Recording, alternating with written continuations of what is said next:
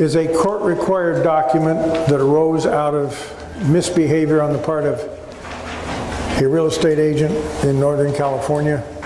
It requires that you present this to both buyer and seller, and that they both sign prior to the close of escrow.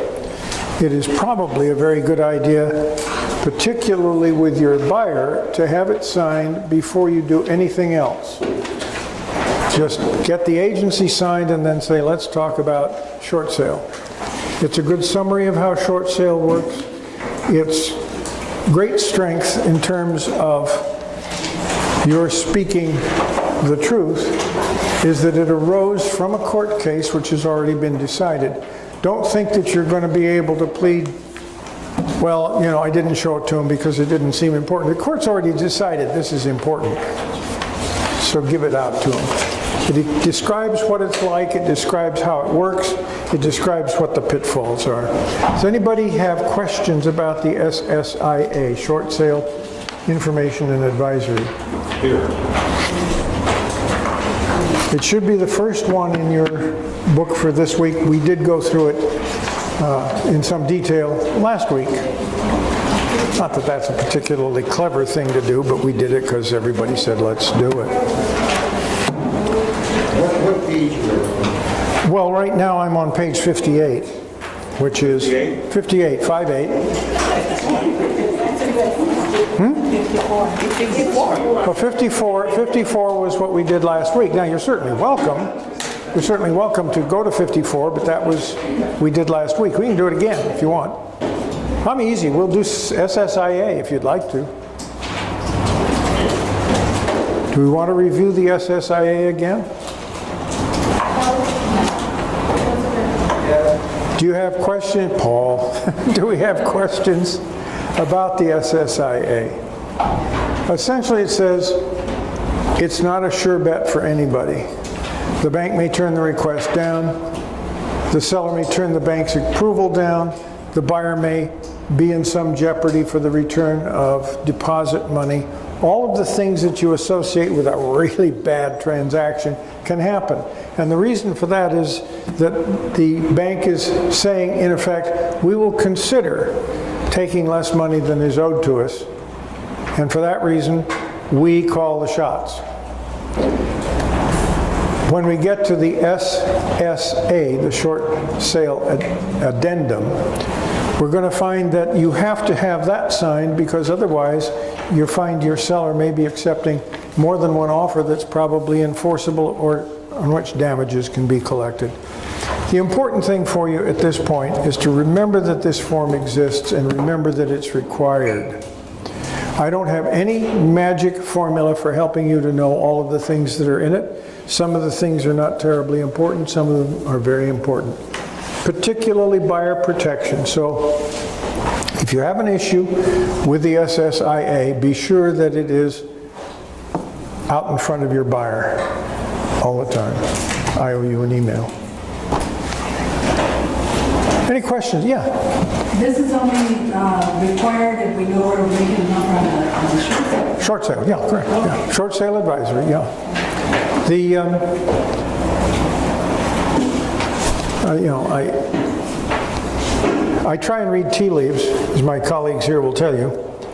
My feeling is that under Dodd-Frank, which became effective the 10th of January, the banks have a greater incentive to start foreclosure proceedings. And although foreclosure proceedings are dropping, that does not mean that they won't be with us or that they might not even increase in the course of the year. The only sensible reason somebody will take a short sale is if they're faced with foreclosure. They haven't been paying rent for 3 years, why should they pay rent now? So what you have is a situation in which if the bank says notice of default, 3 months and 22 days, somebody's going to say short pay because I'll get a better deal on a loan downstream. You may see more short pays coming along. You're only required to use 2 additional documents to do a short sale. This is one of them, and you do it whether you're listing or selling. And the other is the SSA, and that's an imperative addendum. It amends the contract. But yeah, this is only for short sale. We thought that was all gone. Now it looks like it's not going to be. Anything else? Okay, let's go over to page 58, which is the Homeowner Association Information Request. Have any of you ever done a condo as a listing agent where you actually dealt with the association? Isn't it usually a management company? No. Well, probably you got more intelligent answers from the association than you did from the management company. Management companies run the whole range, from not really very effective to quite good. Most of them that manage large, really large condominium projects, townhouses, planned unit developments, are pretty good. They can't stay in the game unless they're not. It's the medium range, the 18 to 40 or so condo, where you get a sort of second level property management system. The things that you have to get for a buyer, or the things that the seller must provide to the buyer, and let's be clear about something, unless it says agent specifically. When we're talking about the seller must provide, we're saying the listing agent has to scour around and get these things. When we're saying the buyer must provide, the selling agent is whacking on the buyer's backside to try and get them to do something. Show the proof of funds, perform this task.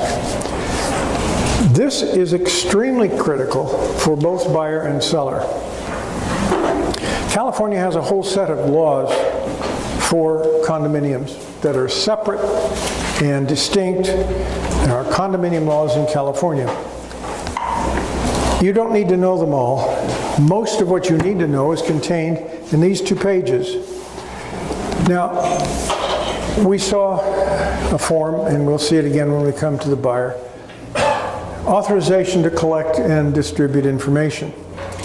This is an authorization to go into the Homeowners Association and by implication into the management company and get any piece of information that you or your buyer want. When we turn the page, we'll look at a few odds and ends on a laundry list, but let's talk about what this means. There is not any condo project of which I'm aware, there is not any PUD of which I'm aware that has a homeowners association that is exempt from the disclosures relating to common interest property. A common interest area can be all kinds of things. You can have a freestanding house on your own lot and you still belong to a homeowners association. The common area is the swimming pool 2 blocks down and tennis courts, or something akin to it. And all of the time, you are responsible for seeing that the seller fulfills his or her obligation to provide these data. So you get permission. And G, all they are is saying that the homeowner's information is requested. There's nothing to do with getting it. The seller agrees that you will, as the agent, go after it. Then the fun begins. Turn the page.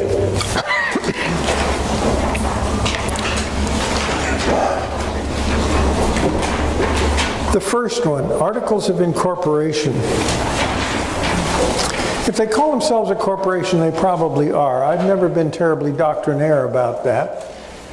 Articles of Incorporation and several other layers of paper. If you doubt that they are incorporated, if you think they operate as a partnership or something, say there's 5 condos, maybe you want to see evidence that they are in fact not incorporated. Not that that will make a lot of difference as far as the transaction is concerned, but it can have legal implications for the people who buy the property. CC&Rs, conditions, covenants, and restrictions. Condition, covenant, and restriction. I'm sorry? Condition, covenant, and restriction. Conditions, covenants, and restrictions. A condition would be, what a condition. You can't paint the house, you can't paint the exterior without permission. A covenant would be, you can't serve liquor on the property. Do you think such a covenant exists? Very large area of Glendale. A lot of single-family residents came down on a grant deed for a number of acres, a number of hundred of acres, about 80 years ago, and it's still in there. You can't serve alcoholic beverages on the property. Is that an enforceable covenant? Probably not. But are there things like that? Covenant on my house says for the first 20 years, you cannot build a fence closer than 20 feet to the sidewalk, and it cannot be more than 6 feet high. That's a covenant, not a restriction, it's a covenant. The restrictions, you can't park your car in the driveway. Those kinds of things. Anybody ever look at CCRs on a condo? Like an old Manhattan telephone book before we didn't have telephone books. It's about as legible, too. They're photocopies of photocopies of faxes of photocopies. Are they important? Well, they are in some respects.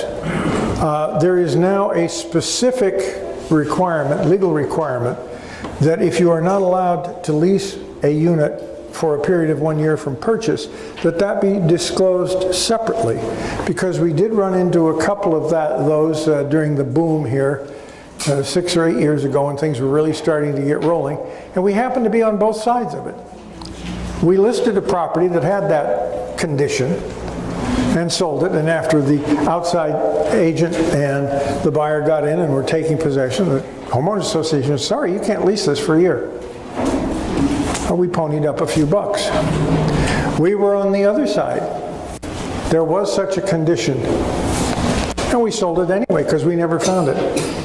We were not the only ones, obviously. In a company our size with, 210 agents or something, it happened twice in 1 year. It's got to be happening, or it was happening, fairly regularly. So the legislature said if there is such a condition, covenant, or restriction, it must be disclosed separately in the homeowners association documents. So now that's a requirement. But let's just look down here at the things that are going to be critical to your buyer. Bylaws. Those are, covenants, conditions, restrictions start out at the dawn of time. Let's say it's a 1968 condo. Bylaws can come along and be modified fairly easily. Not quite so easily as the general rules, but they can be modified.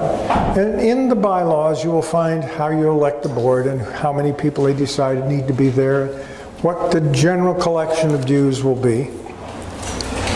Operating rules and regulations, very critical. You can't swim in the community pool before 5:30 in the morning. Some people get up and want to swim at 5. You can't do this, you must do that. All of these things are more recent and more current, and so the operating rules and regulations are terribly important. Age, very clear. If it's a seniors only, it's a seniors only. If it's not a seniors only, anybody can get into it. You're looking for page 59, right? Yeah. Good, page 59. Pro forma operating budget or summary, including a reserve study. The budget pretty much should reflect last year's expenses. The summary of reserves and how they're allocated is terribly important. The assessment and reserve funding disclosure has to say we have $40,000 in the roof fund. If you have 40 units and the last time it was roofed is 20 years ago, $40,000 is perhaps 5% of what you need, a red flag. So your seller, if you represent him, is going to have to get all of these data for you, or you're going to have to go and squeeze them out of the management company. Financial statement review, the regular assessment. The insurance summary is an important one. Remember, you can't insure yourself except as if you were a tenant.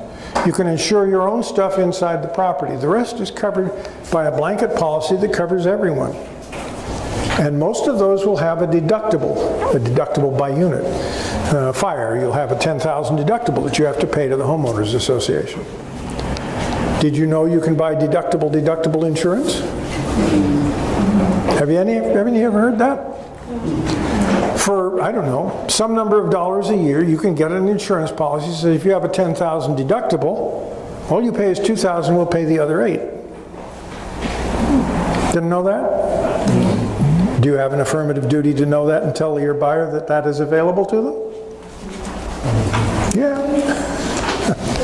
It's one of the problems with coming to these things is you learn things for the first time and now you have to use them. You have no choice. You've been told. The insurance coverage is terribly important.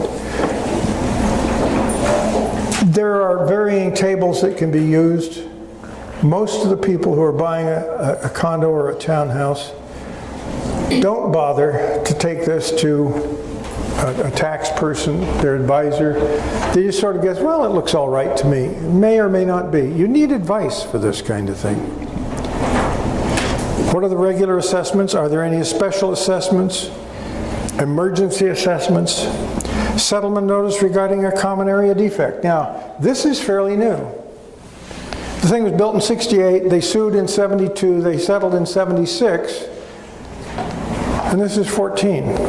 But if there was a settlement regarding a defect in the property or amongst the individual units that was settled, that must now be disclosed. What kind of institutional memory will a homeowners association have? Very poor. Management companies even worse. The chances are very good that nobody even remembers that. But you got to make the try.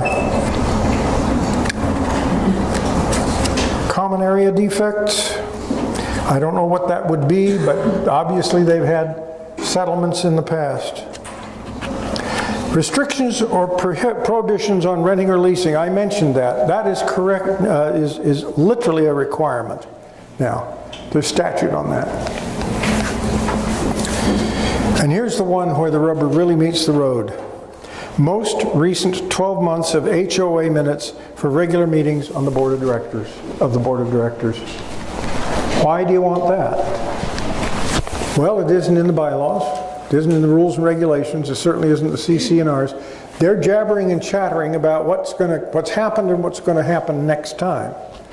And my first introduction to this in real life was about 6 or 8 years ago. We had a relatively new agent. I think it was her second transaction.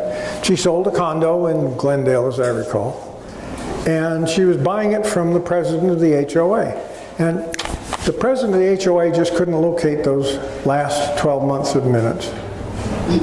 And they said, well, close them. And we said, no. Told escrow, we're not closing until we get those. Well, they threatened to sue. I said, fine, go ahead. Where should we have the hearing? Small claims court or at the local board? They hemmed and hawed and carried on. And finally we got months 12 through 7. Nothing wrong. Yeah, you got the CCR. No, we'd like to see months 1 through 6. And they finally coughed them up. And guess what it said? There had been 2 armed robberies on the property, one of them a break-in, a follow-home. And this fellow said, I work at night, I'm not leaving my wife and baby there if this has happened twice in 6 months. We're canceling. And so the listing agent, who was a broker, a managing broker, said, we're taking the deposit. I said, where do you want to fight this out? Again, in the small claims court, or should we have a little hearing at your board? The $5,000 came back very quickly because that is something discovered in the course of escrow that materially affects the value or the utility of the property. You have to get those last 12 months. Month 3 ago may say something like severe leak in units 25 and 26 following a rainstorm. Well, that's an HOA problem. It's not 26 and 27's problem. All of those things are germane and they should be read and they should be discussed. And if there is any issue, you need to go and investigate it. All of these things are for buyer protection, but they're also for your protection. Note down here where it says total fees for these documents. The Homeowners Association has to state what they're going to charge you to give you those. Pending or anticipated claims or litigation by or against the Homeowners Association. Do individual homeowners sue the association? Yes. Yep. Does the HOA sue individual homeowners? Yep. You need to know about that. Number of designated parking spaces, location, number of designated storage spaces, etc., etc., etc. Let's talk a little bit about just one of those things, designated parking spaces. Almost all HOAs have a plan, a layout, says this parking space goes with this unit. Sometimes unit owners will get together and agree, well, I'll use this one and this is mine, you use that one. And when the time comes, you've got a situation in which that's gotten all crossed up. And maybe it's okay, and maybe you make a deal with the remaining homeowner, and maybe you don't, but you need to know where they are because they are assigned as part of your grant deed. And all of the ancillary things that flow from it must be absolutely clearly understood. In effect, two private parties have made a sort of easement out of each other's parking place, but it carries no legal weight, but it can make an awful lot of headaches. So know about those things. Storage space, the same. Here's the one we all know and love. Agent visual inspection disclosure. Now, let's not be mealy-mouthed about it. Most agents hate to do this. Why? Well, it's dirty and tedious, and you don't have a very good feeling about it. The place smells. You look in funny places. This isn't a required form. It is in our office, of course. Everybody knows that. But if it's not a required form, why do it? Well, there's several good reasons. One is you have a legal and moral obligation to know about everything that's asked about in there and anything more you may notice. The other is that since this form came along, the courts are asking to see the transfer disclosure statement, a seller property questionnaire, which we have discussed, the natural hazard disclosure, and both agents' AVIDs. Oh, I didn't do one, Your Honor. The other guy did. I thought it was pretty good. Is the other guy's E&O paying you to do all this, or paying the results? Probably not. The Avid is designed specifically to keep you as far off the hook as you can get. And even though the first page is almost entirely devoted to what you're not responsible for, the balance really requires looking at. Now, these are very vague prompts. The entry, the living room, bedroom 1, what do you see? I asked this question before. How many of you take a flashlight when you go on a home inspection? How do you see what the ceilings in the closets look like if you don't take a flashlight? What are you going to find on the ceilings in the closet? Unpainted stains, aren't you? It's all pretty and clear in this corner, but you go through that door and it looks, like a black hole. So you have a duty to look at things like that. I think you have a duty to look under the sink that says you don't have to turn on the appliances. Do you want to get in court and say, well, Your Honor, I don't have to turn on the stove? No, I didn't know it wasn't connected. Well, I know they didn't have an inspection, but shouldn't they have done that? Do you really want to do that? Do you really want to be in the position of saying, I didn't have to, therefore I didn't do it, because the law says so? What kind of agency is that? What kind of representation? Even if they say, yeah, you're right, you didn't have to do it, you spent a lot of time in deposition, a lot of time in court, none of which is fun. Look at the things that they're asking. Hall, stairs, bedrooms, baths, other rooms, garage, parking, exterior building and yard, other observed or known conditions not specified above. Now, a couple of thoughts about this. Almost every one of these I see that comes from an outside brokerage is typed.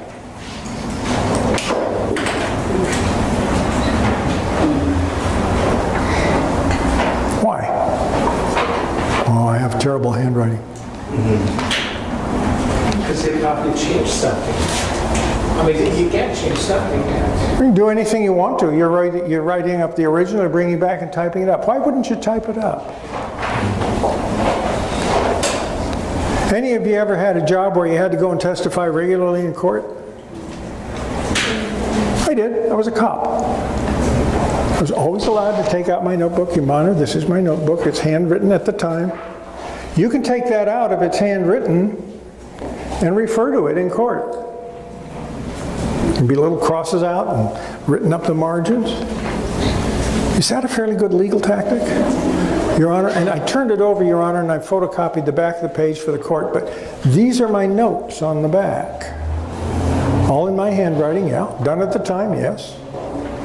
Is that a little more solid than something that was typewritten 4 days later in the office and you left out something or put in something? Of course. Why wouldn't you make the best case for yourself you can? Remember that there is no requirement that any inspection ever be done by anybody buying a house except by the agents who are selling and buying it. That may be the only inspection document extant when you go to trial. And of course, in the case of probate, REO, trust, as we have discussed, they have no obligation to do anything with regard to this. And there's no obligation on the part of a buyer, however ill-advised it may be, to make that inspection. So you're doing it for them. But you're also doing it for yourself for the sake of your E&O. Believe me. Is this still working all right? Yeah. Okay. Is this still working all right? We're being recorded for posterity, folks. I don't want you to be inhibited about asking questions. All they can see is the back of your head, and there are no foolish questions anyway. So when you have the questions, bring them up. Now, in our little corner of the world, did you have a question? Yes. Please. A quick one. On page 60, under agent inspection limitations, under interior, it says that agents will not look into chimneys or into cabinets. And this is something I've always done in the past when I'm doing my visual inspection. I look at kitchen cabinets, especially under where the sink is. Absolutely. So You don't have to. You don't have to do the form. So basically, I don't have to look under the kitchen. You don't have to look at it. You don't have to do any of this. You have to make a visual inspection and say, this is what I found. That you have to do. You don't have to do any of this. You have to explain to the court why you didn't. Well, it says I don't have to here. Yeah, isn't that a wonderful excuse? Yeah. Does it make you comfortable to use that for a reason? No, because if I was representing a buyer, I want to know if there's something. Now, don't confuse this question when you go to take your renewal exam with what we're talking about. Because if it says in a renewal, are you required to inspect cabinets as part of your general inspection? The answer is no. Are you morally and probably ethically and certainly in terms of self-interest obligated to do that? I would say yes. You have to be eyes and ears and in some cases noses. Now, as I started to say, in our little part of the world, we wanted a little more specific instruction. So this form, which could certainly be expanded in a great deal is created. Page 63. We call it the agent's red flag checklist. And we require one of these to accompany each avid that our colleagues do. Average inventory in this area is over 50 years old. You ever stand out in the street and look at a 60-year-old built for veterans housing house and it looks like an old horse. The back is so swayed. Is that visual? Is it easily observed? Does it mean something? I don't know if it does or not, but it isn't the way it's supposed to be, so you put it down. Yeah. Is this new? Because when you printed from the C.A.R., It's not C.A.R., it's mine. It's a company form. Look in the wrong files. I created this one about 20 years ago and expanded it as we go. It's listed, it's all right. It's okay, we'll make it work. The general appearance of the roof covering. Glorious roof out in front, brand new. You go around the back and it looks like a burst bale of cotton. All the individual bits and strands are coming out of the composition. You better comment on that. Are you obligated to get on the roof? No. You're obligated to inspect the roof? I don't know. You're obligated to tell what you see. If one looks like, the next heavy wind will take it all away, you better comment on it. Agents have paid out of their pocket for not commenting on the things that were the obvious. Is there soil contact with the foundation above a mud sill? And the mud sill is the bottom of the house. It's what the house rests on. And very often people will build flower boxes, planters, fill them full of dirt. The mud sill's down here and the planter's up here and there's water and dirt. If you see that, comment on it. Because it's obvious, it's visual. Cracks or fissures in the foundation. This is particularly important because around here we have a lot of raised foundation houses. Crawl space underneath, it's not on a slab, and those things get old. We had some pictures that came in from the inspector yesterday. We took a look at in which a house was built in the 20s, and there's places where it's a perfect match. It hasn't been dislocated, but it's done that. That's scary. If it goes like that, well, I don't know. But if it's done that, something's happened that's weird. Needs to be investigated, but you need to observe it. Hey, yeah, I'm sorry, but you got this problem here. Cracks in the stucco. Water leaks in exterior plumbing. I don't know. And go around and check the faucets. Well, why not? You can find the faucets. Sprinkler system functioning. Why not required to turn them on? Okay, that's fine. You don't have to. Is it a good idea? Yeah. Walls and fences tilted or damaged. The house is on the hillside. The hillside runs down from the house. There's a fence down here. And the fence looks like that. What does that mean? Huh?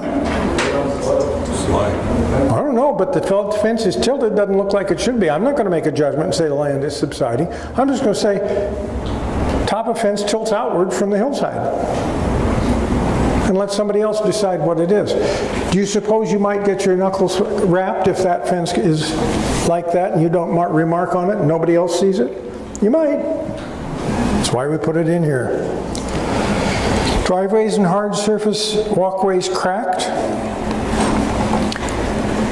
Almost all old driveways are cracked, and many old garages.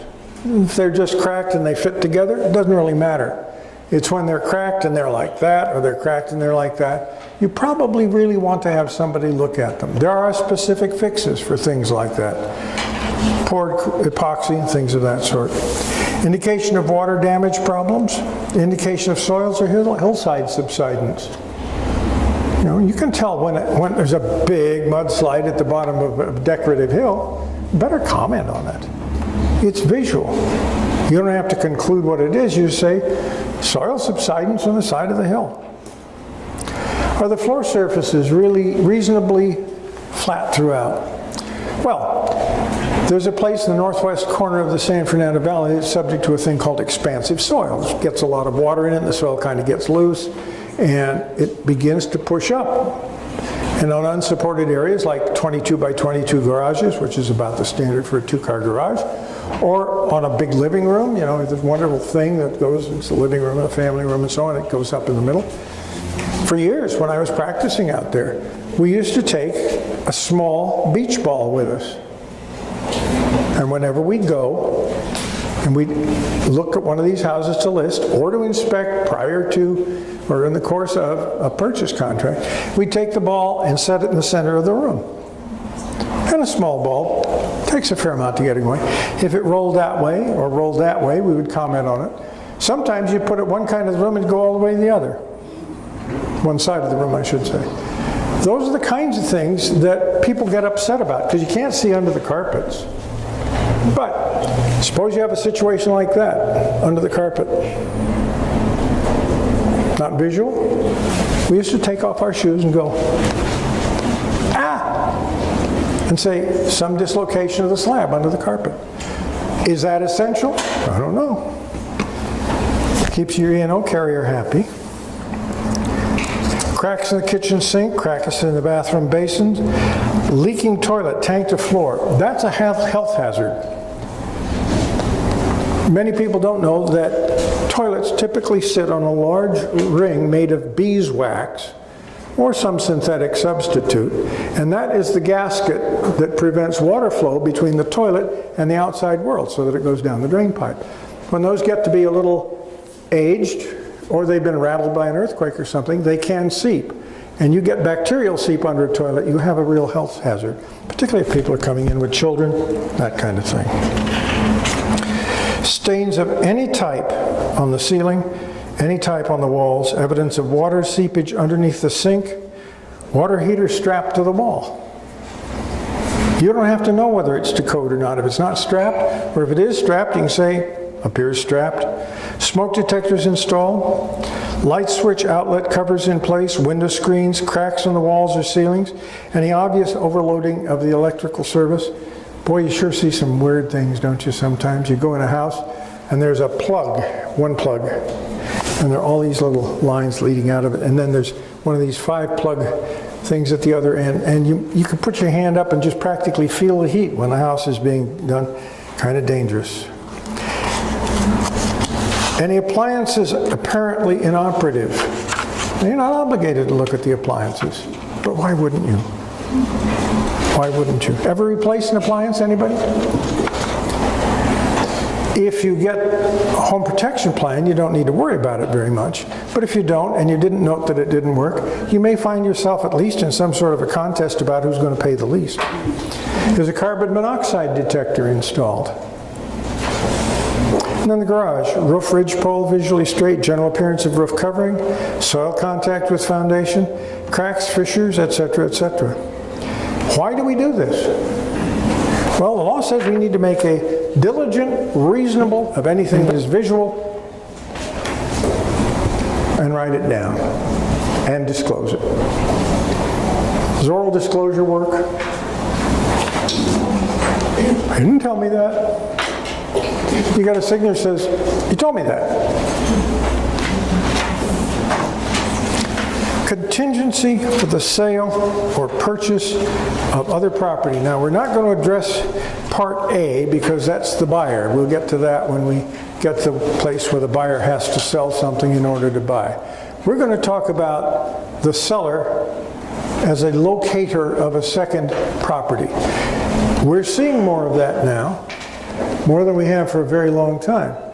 Many people are moving down, many people are moving up. Sidebar statistic, I came across something I haven't verified yesterday, but Wall Street Journal says that 45% of buyers moving to another home are baby boomers, 65 or older. That's a huge number, a huge percentage. So keep that at the back of your mind in your marketing. Anyway, when you go to buy a house and you want to sell one, usually because you need the cash in order to make the thing work, if you follow C.A.R.'s schedule here in paragraph B, you are taking a huge risk. Why? Well, there are no safeguards. Here it says it checked. Seller's purchase of a replacement property. The agreement is contingent on the seller entering a contract to acquire a replacement property. Does anybody see a little pitfall there? How many of your clients enter a contract and never come out the other side with a house purchased? Can you see where there might be a hazard if the only condition is entering into a contract?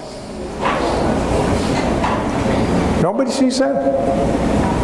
Scares me. If I'm a seller and if I enter a contract and either can't qualify or I don't like the house or something goes to hell in a handbasket, I'm obligated to sell my house. Period. Why in the world does C.A.R. leave it that way? I don't know. I have almost theological discussions with them about this stuff sometimes. It just stays there. So what we have done is just put everything in there the way you see it. And then we said, see Addendum 1 to Form COP attached. Now, you don't have to do this, and your broker may not want you to do this, but you may want to think very carefully about whether you don't want to do this or not, because if your seller finds himself selling his house and he has no place to go and no possibility of getting there, he may be just the least bit grumpy with you, because this is not an adequate form that says, if I enter a contract, I'll tell you, and then I have to sell my house to you. So what we have appended here, and I commend it to you for your usage, sale is contingent on the seller locating, contracting for, and being qualified to close escrow on a new principal residence. Is that reasonable? Of course. Close of escrow on the seller's new property to occur, that should say as, not and, occur as nearly concurrently as practical with the close of escrow on the property that is the subject of this contract, but in no case later than, in this case we wrote April 15th, after said date, either party may cancel this contract by giving notice to the other, and the buyer's deposit shall be returned. What do we mean by as close, as concurrently as practical? As concurrently as practical. Well, you can't close concurrently, can you? What does concurrently mean? Running at the same time. Even if you can do it on the same day, which is virtually impossible, one's going to go through the meter 20 minutes or 2 hours or 2 minutes ahead of the other. But that's just a fizzy technicality. The thing you usually have is a situation in which the money from the sale of property A has to be transferred to the escrow holder of property B. And that simply doesn't occur in the same day.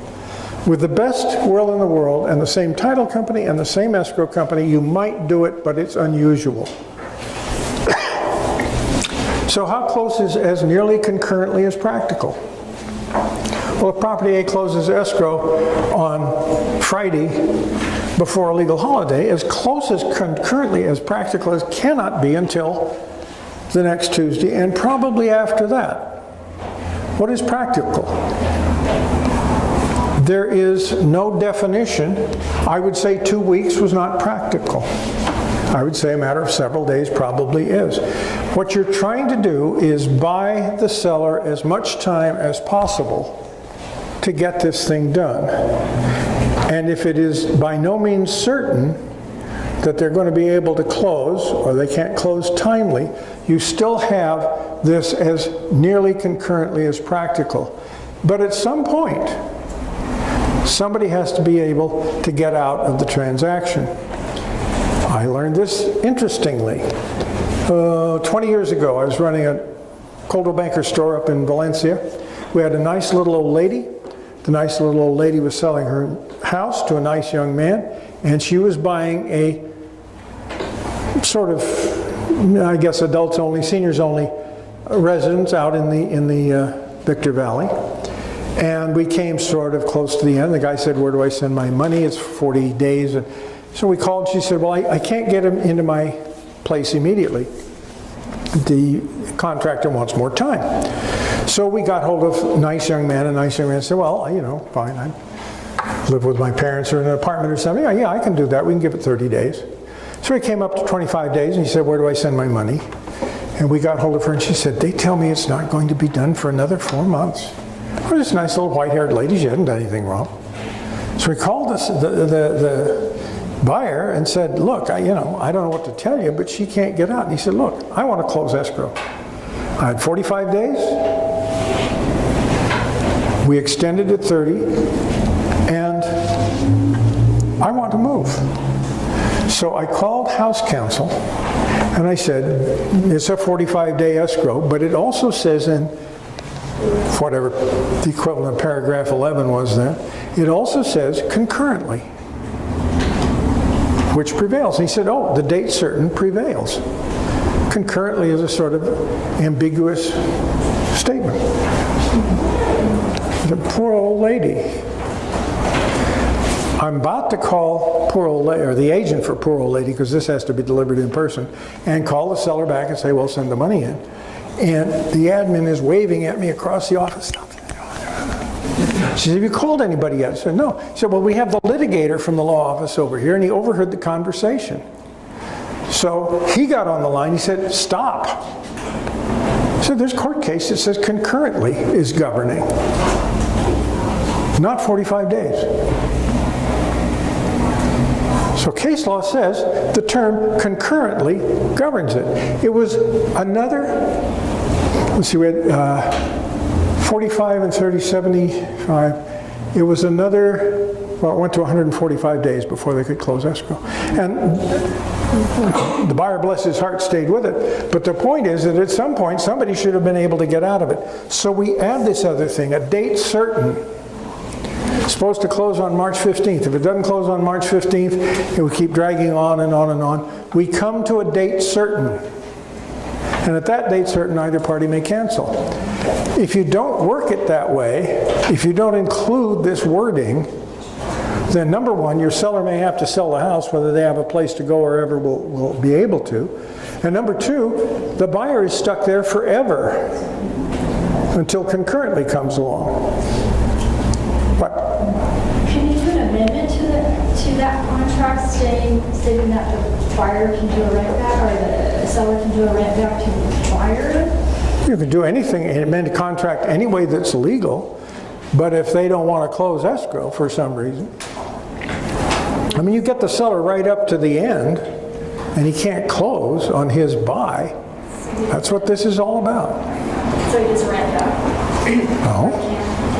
Well, he can, but he's not compelled to sell the house. This whole thing is to prevent a seller who has witlessly signed paragraph B of the COP without any amendment from losing his house if he cannot buy another house. There are an awful lot of people out there who think they're probably pretty well qualified, and then along came Dodd-Frank, and suddenly they discover that they're not qualified. Some of you in the business know of Lewis Homes. Big outfit, puts a lot of stuff together out here. Randall Lewis gave a presentation a month or so ago at one of the meetings, the gatherings that we have once a month. He said they went through their 2013 sales of everything that they had, condos, townhouses, single-family dwellings, and they decided that somewhere between 13 and 15% of those sales would not have closed under Dodd-Frank. That's huge. Now, is that going to sort itself out eventually? Yeah. You know, human beings are practical pigs in the end. Greed only runs just so far. But if you believe yourself to be qualified, and everybody says you're qualified, and you come to the end and you're not qualified, why should you give up your house? That's what this is all about. That's not what the Form COP says. The form says, you enter a contract, you sell me your house. Period. Has it been enforced? Mm-hmm. Hence this paragraph. Got questions about that? I see some puzzled looks. Why should I have to sell my house if I don't want to? Well, you don't have to. But you can't avoid selling it just using paragraph B. How many of you use the C.A.R. natural hazard disclosure on your listings? How many of you accept them from buyers, from sellers on behalf of your buyer? Is it a little problem, do you think? Let's take the very, very simple one. The very first one. Are you in a special flood hazard area? What's a special flood hazard area?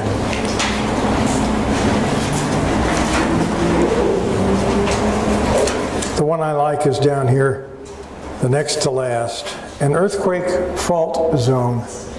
How many of you know the definition of an earthquake fault zone? California, yeah. Well, I've been in every one of them since '33 on through the last one. It was there, all been peaches. A fault zone is 600 feet on a straight line from the center line of a known fault. That's being in a fault zone. How many of you know that about your own house? How many of you know it about your neighbor's house? Your client who's all the way across the city. Do you think they know? This is one of those interesting laws in California. A wrong answer on this form irrespective of try that again, irrespective of whether or not anybody has suffered any damage or any loss, is a cause of action. If I say, yes, I'm in a fault zone, and I'm not, you can go to or turn right around after you get your natural hazard disclosure from real people who know what it's all about. You can sue me. You can sue me because I gave a wrong answer on that form. It is a cause of action. And you're going to certify on page 2 that it's true to the best of your knowledge? Probably not. You'll notice a diagonal line through here. We do not allow our clients to complete this form. We do not allow our buyers to accept this form. It has no value whatsoever because it has no indication of what the truth is. That's why we have professional natural hazard disclosure forms. Now, if you don't want all the stuff that goes with it, and we'll talk about the things that go into an NHD, if you don't want all the stuff that goes in it, you can get a regular natural hazard disclosure for what? $15 or $20, answers the 6 questions. If you have your client answer these questions, set it aside and get an NHD, the chances are overwhelming that something approaching 100% will have one wrong answer from your client. It is a risk waiting to happen. I think that C.A.R. is absolutely wrong in requiring this form. I didn't permit it in the office until C.A.R. required it. So what we do is draw a line across there, have our client initial at the bottom to show that that was done on purpose. We go over to page 2. We actually strike through the paragraph that says represent the information you're in is true and correct, and just say that we used the best ability that we had to choose a proper selector, select a proper provider of a natural hazard disclosure, and then sign it. You are in great jeopardy, whether listing or selling agent, if you allow this form to become part of the record, unless it is marked in this fashion. Where else can you think of where somebody doesn't suffer damage that they can sue? Yeah. Do you have the agents, does anybody sign anything or just initial where it's crossed off? Well, you can sign it. You can sign it saying whatever you want. We chose the best we know how. That is not an issue. But just always get an NHD. Get a professional NHD. I don't know what your office policies are. Ours is this. We ask the seller for an NHD. The great majority of the time we get it, even from banks. If that doesn't work, we suggest to the buyer he might really want to know what it was all about. And then we say to the listing agent, okay, we'll split the cost. And it's as they say, we buy one and take it off the top of the commission. We split the commission with the cost with the agent. We don't allow 1 to 4 units to close without a natural hazard disclosure. It's just not, I mean, that's cheap insurance. Cheap insurance. Now here's the real one. This happens to be for a real house, in a real place, in a fictitious town called Claremont, California. Look at the first page after this is your page 69. And look, it has all these answers. A special flood zone, yes. Potential flooding, yes. I'm sorry, no. Potential flooding, yes. High fire hazard, yes. May have substantial forest fire risk, yes. I'm sorry, no. Earthquake fault zone, no. And all these things are things that are available to the people who know how to read the maps and read the charts. And if you're not reading the charts, and you're taking a huge risk. It's just not worth it. So that's the easy part. That's when we say natural hazard disclosures, what do we think about? Natural hazards, right? These things, flood hazard, potential flooding, fire hazard, forest fire hazard, earthquake fault zone, seismic hazard zone, those are natural risks. Now there's some explanations in here, some expansions. You'll find that there are county and city natural hazard disclosures as we go along. But the great majority of this is man-made risks like taxes and mellow roofs and things that just cripple you. So when we go through this, think about what it is that you're trying to accomplish. Many of the things in here an ordinary seller must disclose. This is a place to get all that disclosure done and insured for $10 million in case they've made a mistake. You can scrounge around and try and find out Melrose information for your seller if you want to. You can probably find out what their tax burden is. You can probably find out how their tax bill is divided between actual taxes and ancillary things like special districts and so on. But why do it? For $125, you can have it done with utter assurance that it's going to work or be insured. Turn to page 72. In addition to the natural hazard disclosures required by state law, here's some more things. Military ordnance location, an area possibly experience airport noise, airport influence area, radon area, within a mile of an industrial property, farmland area, California Energy Commission Climate Zone 09 subject to requirement. These are additional things. Any of you ever try and sell a house in Chino when the wind's coming from the east? Do you know California is a right to farm state? A farm cannot be condemned under eminent domain except to put a road through or something like that. You cannot take farmland away from the farmer.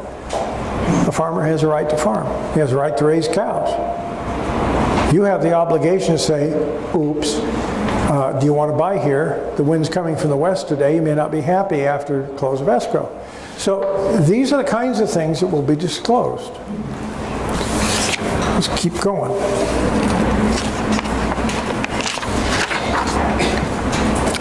Local hazard disclosures. Local flood, fire zone, fault zone, earthquake. Local was county and city of Claremont. I think it's a high wind area. There's an area in the North San Fernando Valley known as, it used to be called North Hills. I think it's called something different now. And they said the wind only blew the day after escrow closed. They get 60 mile an hour winds through there very frequently. It's a disclosable item. If you miss it, this will cover it. A tsunami area, not likely this far in. It'd have to be a whopper of one of those. Natural hazard zone map. A good NHD will provide you with maps. Shows where the house is, and then it shows where the zones that impinge on it are. This is page 74. You're beginning to see some sense to spending the $120? Page 75, same thing.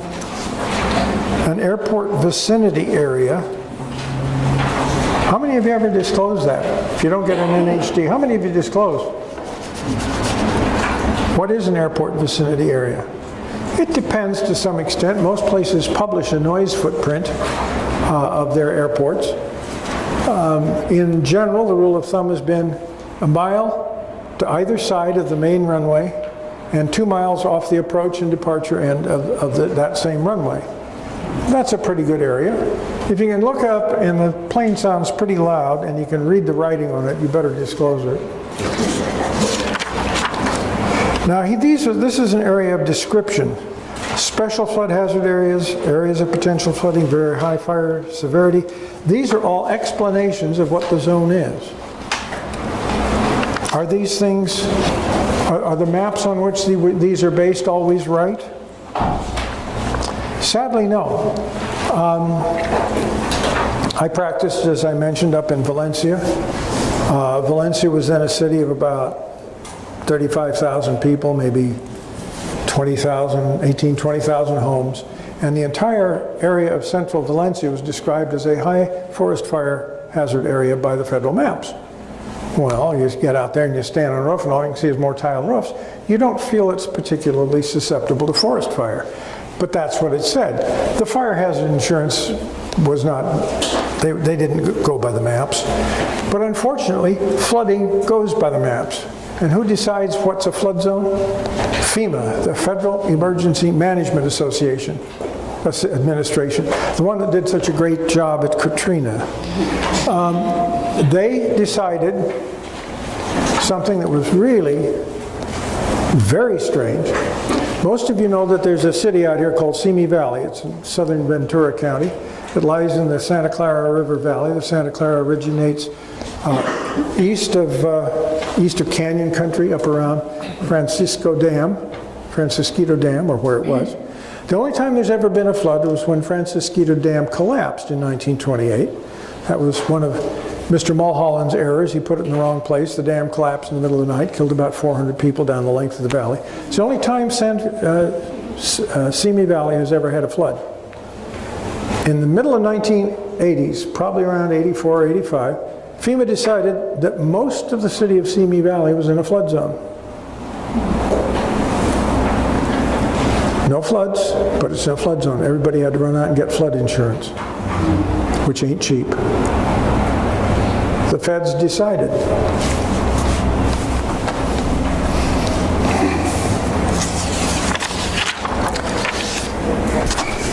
Page 76, earthquake fault zones, we discussed that. Radon. Everybody know what radon is?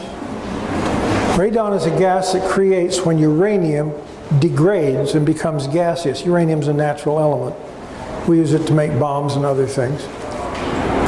When radon is present, it can provide some health risks in general, but it is known specifically for being a cancer-causing agent.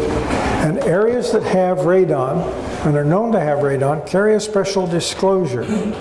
If this is not in one of those areas, you're probably free and clear, but that's why you get this report. Now, radon is easily gotten rid of.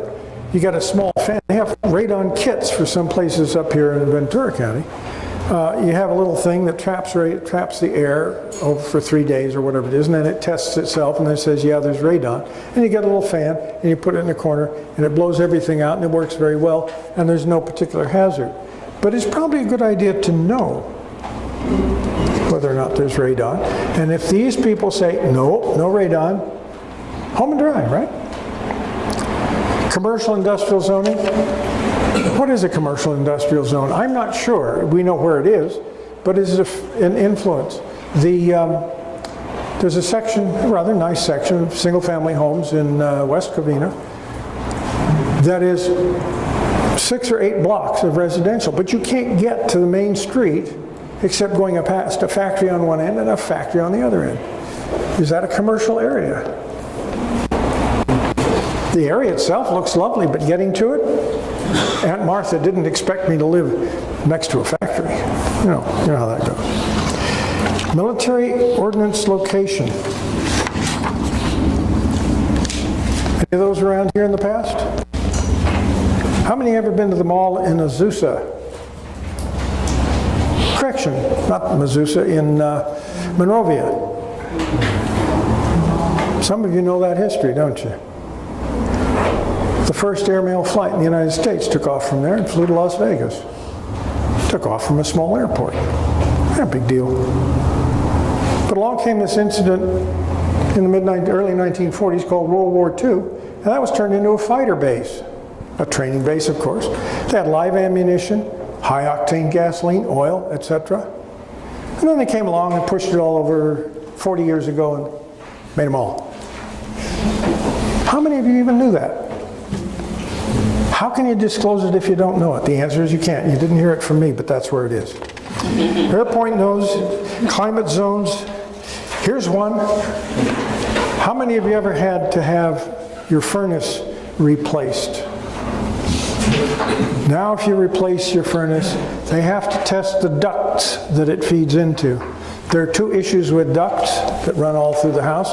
One is the great majority of them in older houses contain asbestos. And the second is we now have a leak requirement. There is a minimum amount of leakage allowed between the furnace and the exit of the ducts, and that has to be tested every time you do it. It's a $400 test. That's disclosed in here. How many of you knew that? And hey, your house is sold. Maybe you better think about get one of these. It's cheap. And then there are various different advisories. Molds, sex offender. You notice that the public doesn't mind the term sex. We don't like to put it. It's the Megan's Law. We're terrified of saying sex in a public document. Somebody comes from Iowa and says, what's a Megan's Law? Is it something, is my house all right? What does Megan's Law mean? And you have to explain it. We mean sex offenders, but okay. Methamphetamine, oil and gas, high pressure pipelines. Are there maps of high pressure pipelines under cities and towns and so on? Yeah. Accurate? Sometimes one blows that we didn't even know was there. We know the stuff was being pumped to it. We had no idea where it was. We had one about 4 or 5 years ago in Sherman Oaks. One of these incredible strokes of luck. Some guy was out walking his dog at about 5:30 in the morning and he smelled gasoline. He said, oh God, what's going on? He walked out and he saw gasoline coming up out of the street. So he called the fire department and he said, the gas is coming out of the street, you better park some distance away and come and look. Fire department, not being fools, did exactly that. And they got a hazmat team and they got somebody from the city and they tried to figure out where this thing was and where a shutoff might be. They knew there was gasoline running through there, but they had no idea where it was coming from or where it was going or where to shut it off. Fortunately, it didn't blow. Everybody stayed calm, cool, and collected, and there was no fire and no explosion. But they exist, they run under the ground. If you don't know that, let this tell a story. If they want to go and find out from the city if there are high pressure gasoline lines underneath, probably, or natural gas lines, probably the city will know 90% of the time. Los Angeles County has separate disclosures, fault rupture zones, liquefaction susceptibility. That's when the ground actually turns liquid. It gets so saturated with water that it actually becomes a semi-fluid body. Tsunami hazards out near the beach maybe, landslide, slope instability, local fire hazard, asbestos hazard zones. Now we're not talking about the ceiling of old houses or the ducting.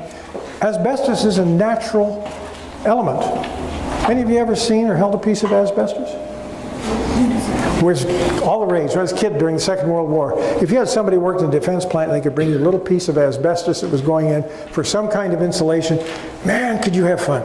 You held it in a candle, you put your hand over it, you could do everything with it, because it's fireproof. It's an element. It's stranded, so you could weave it into cloth.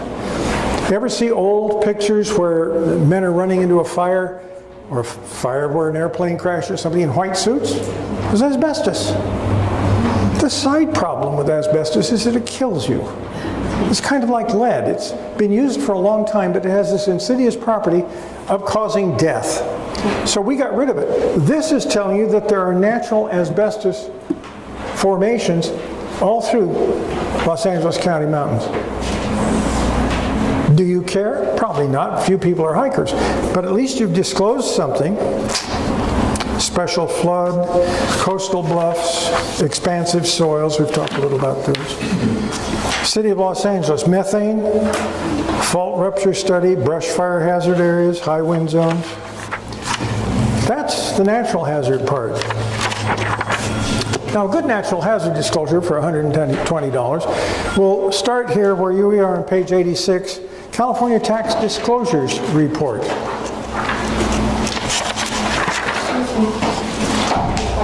I'm sorry? You know, there is a natural hazards disclosure booklet that I haven't been in the business for a couple of years, but we used to follow the requirement that both seller and buyer sign. Oh, that is, you're thinking of the earthquake disclosure booklet. Is it only the earthquake? Yeah, the earthquake disclosure booklet. This is a completely separate thing. It's professionally prepared.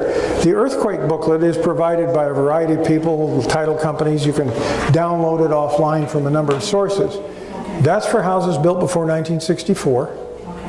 And I like to give it out because it has a lot of information. I like to see it given out on houses that were built yesterday because it has a lot of things other than earthquake information. But that's what you're thinking of. Is that a requirement, and is that given by the That is a requirement. Yes, it should be given by the seller's agent. It's a requirement if the house is built before 1964. Yes, it is a requirement. You got the cover right there now. I'm sorry? Yeah, we're going to talk about it. It's a lot of government bureaucracy talk, but it's important. Now, the notion of special taxes, Mello-Roos. Everybody know what Mello-Roos is, besides a nuisance. Mr. Mello and Mr. Roos were state assemblyman and senator the other way around. And after Prop 13, you couldn't pass taxes without 2/3 vote of the public. Gee whiz. Let's do something that isn't a tax.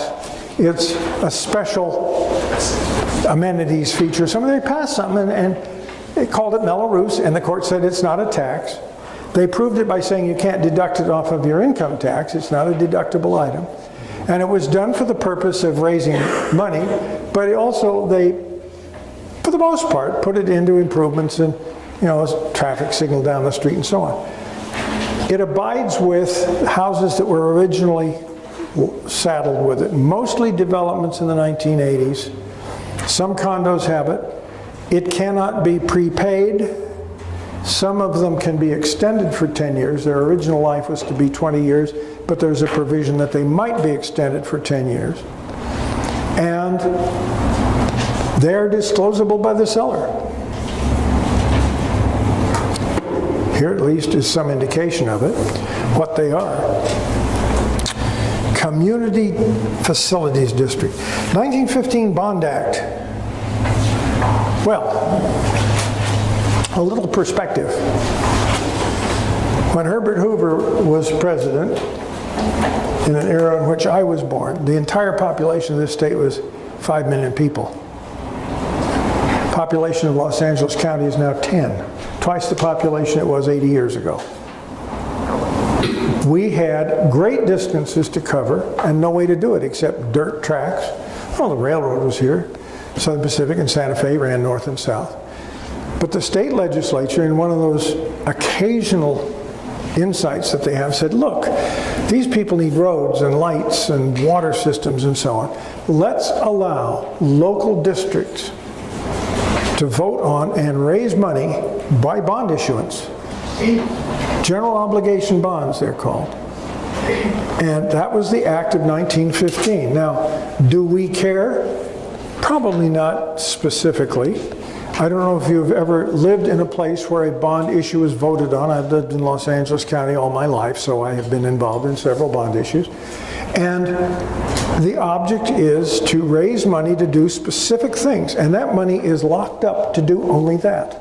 It's one of the few places where the politicians can't get their hands on it. Sometimes it doesn't get expended, sometimes it sits there for a few years. But if it's voted for a lighting district, that's all that can be done. And the local communities can do it. They even broke it down. After the Second World War, we had a huge explosion, as probably most of you know. Now, they don't call this Citrus Valley for nothing. It was nothing but trees when I was a kid. But what you want to do is take a look at what happened. They built the houses, they put in streets and curbs, and went away. The developers moved on to another place, and a soldier or a sailor and his wife and their one kid moved in. And they looked around at night and they could see the stars, but that was about it. You didn't know, where to find the curb across the street and so on. They said, well, we need lights. They went, and individual subdivisions were actually allowed to vote with the city permission, or the county if it was unincorporated, were actually allowed to vote to put 40 lights in on a bond issue and pay it off over 6 years, 8 years, 10 years, whatever it was. Sewers, almost all of the sewers in all of Southern California were built with bond issue money. And this is important to us because we sell to people who come from not California, right? Iowa is a wonderful example. Iowa raises all of its money by one taxation point, and that one taxation covers everything. Maybe it's 40% of somebody's income, but it still covers everything. In California, you come out here and you say, well, I'm going to move into this area, fairly recent, and he wakes up the next morning and 50% plus one person has voted to raise his property tax, in effect, by voting a bonded issue. He's entitled to know that. He's got to go out there and try and vote against it, doesn't he? Most of the stuff that's come out of Bond Acts has been pretty good. Parks, sewers, flood control, the whole bit. Almost everything is built by bonds, and they've carried a very good rating, and they have paid a dividend that is not chargeable on federal income tax, by federal income tax as income. California's done a neat job about it. It's just strangers in paradise need to know about that. Now here are a list of the kinds of things for this specific house that are being charged, and we'll get to a summary of it later. A county regional park district, $23.83 a year. This is page 89. Supplemental property taxes. When you change hands, if the value of the property is greater than it was the last time it was sold, you'll get a new tax bill that says you're going to pay a different tax. The people who really suffered during this last round of madness are those that bought a house that was sold by somebody who bought it in 1980 or 1970, and the taxes were based on that. Then they came around and said, oh my God, my taxes are based on, well, they were Prop 13. I can't remember the formula exactly, but it took it back a little ways. I paid $49,000 for my house. I've been in it 45 years. It sits 2 miles from the confluence of the 101 and the 405 freeway. The house has no greater intrinsic value than just replacement cost, but the dirt underneath it has just gone sky high. My taxes are about $2,000 a year. The guy who bought the house next door to me, identical tract house, bought it 5 years ago, his taxes are $6,000. Same house, same everything. So that's the supplemental tax that you get. Mandatory transfer fee disclosure. This is a private transfer tax. It was engendered by those clever guys, the developers, who said, well, the argument has always been that Picasso's estate ought to get a few dollars when they sell his place, sell his paintings for $16 million. We think we ought to get something if the houses that we build today and sell for this modest $600,000 price, we should get something from it. We should get residuals. Kind of like intellectual property, you know, they pay a fee to the singer every time the song is played on the radio. Well, they put these in. They don't do it anymore, but they put these in, and they're there. And the courts have looked at everything. They can say, we can't do anything with it. It is a contract. It's made. It's viable. It's legal. And the really good, the best thing a buyer can hope for, or I'm sorry, a seller in this case, because they have to pay it. The best thing a seller can hope for is that it says it gives a percentage of the appreciation. The next best is a flat rate. No matter how much the house is worth, you pay $3,000. The rest is a percentage of purchase price. Whatever it is, even if it's below what the people paid for it, they must pay a percentage of the purchase price. It's called private transfer tax in some cases, but it is not a really good thing to do, and you need to know about it. How many of you knew that existed? Yeah, not many. Don't get trapped. Find out about it. Transfer tax, that's the 1%. Taxes, by the way, are 1% of the most recent selling price. Everything else on top of that, which runs from about 20% up to about 40%, are individual special fees, and we'll talk about those. But the transfer tax is 1%. And after that, it goes up 2% a year. The Bond Act is described.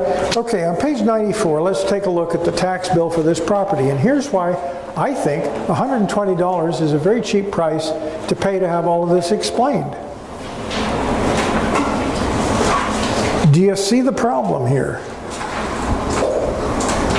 The ad valorem tax, that is, the tax based on the original purchase price plus 2% a year, is $2,232.55. But down at the bottom, the total 2010-2011 amount is $2,902.99. All of that are direct assessments for special districts. Here's a lighting maintenance district for landscaping and maintenance, lighting maintenance. County sanitation district, sewer or water charges. This is over and above what you get charged on your gas or your water or your tax or your your trash bill. Recreation Assessment District, $88. Los Angeles County Trauma and Emergency Services, paramedic services, $73. Fire Department Special Tax, $56.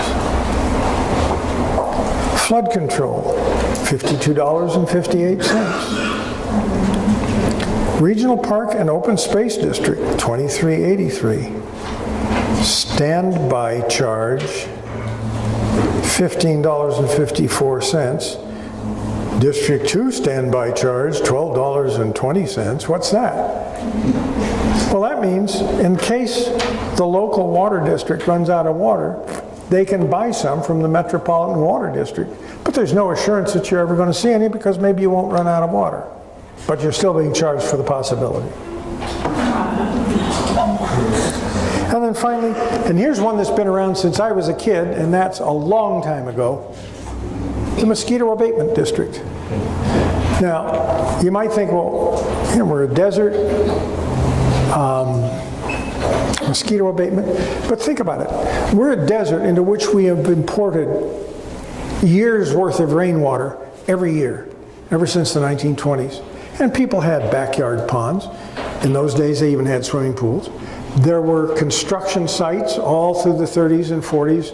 During the 40s, we had war plants that were built, settling pits, standing water everywhere. There were mosquitoes the size of eagles here when I was a kid. One of the things you worried about. And I always thought I'd grow up in a land infested with mosquitoes. But it's not like Central Oregon or Louisiana. There are no mosquitoes. Well, when I was a kid, I remember they're going around, these guys with backpacks, going pump, pump. They're putting oil on everything that had water in it. Probably not the best thing ecologically, but it sure got rid of the mosquitoes. Now they get in a helicopter and they fly over and say, there's a green swimming pool, let's go and condemn it.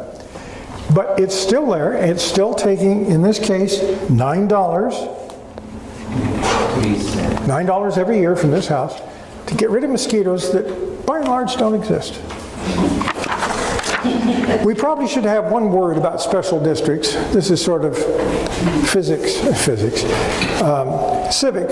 101. In California, this fourth branch of government that nobody really elects are called special districts. And we have created them, like the Mosquito Abatement District, like the Metropolitan Water District. We create them, they take on a life of their own. Many of them have assessing power.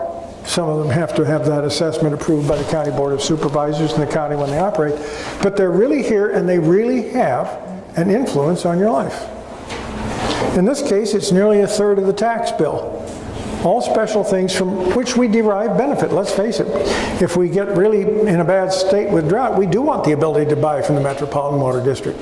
If we pick up the phone and dial 911, we do want a paramedic. But we pay for it as we go. And if we never use it, we've paid for it anyway. Interesting. Description of the property tax charges, that's all of this that we've just reviewed, being kind of scraped down and viewed. The various assessment districts are apt to grow. I don't think any of them shrink. There's a thing in, I think, Imperial and Riverside and San Bernardino County called a vector control district. I always thought of a vector in math as something that went off that way, or in flying something that went off that way. A vector is apparently a small furry animal that carries diseases. We've had some rather interesting bouts with the plague east of here and into Arizona with creatures that are infected but do not seem to succumb to the disease. They simply are vectors for its transmission. Vector control. If I lived in Imperial County, I'd be very happy to have somebody out there killing the critters. I'm not sure if it's going to come this far, but if it does, I'd probably vote for it on the grounds that I don't want to die of some loathsome disease if a gopher will die for me before. But these are here, they are present, and you don't care as an average citizen because you're going to pay your tax bill anyway. But how do you explain the way we tax if you don't know this?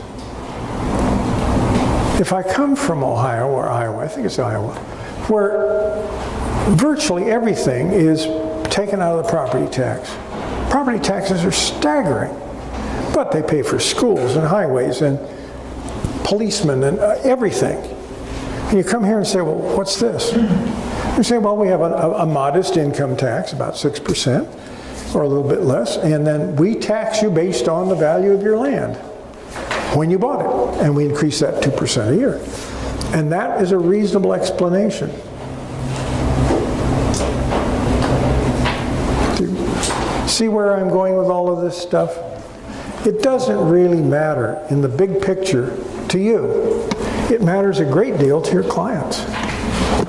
A great deal. And for that reason, it matters to you, but not specifically.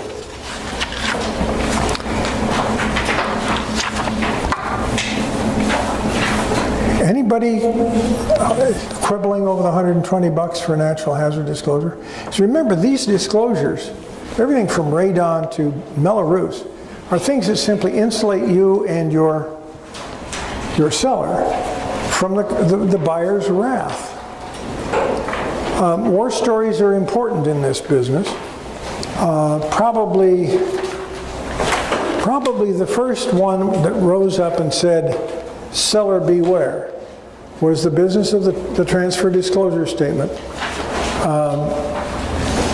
where they said, hey, yeah, the seller had some obligation and the listing agent had some obligation, but you, buyer, had some obligation to protect yourself. This is a form of buyer protecting his or herself by being exposed to it. If they don't know it exists or that it's available, then they are not being protected, and if you do not make them known that it is available, they are not being protected by you. Look at the things we've discussed so far. We haven't talked about stepped-up title insurance because we haven't come to it yet.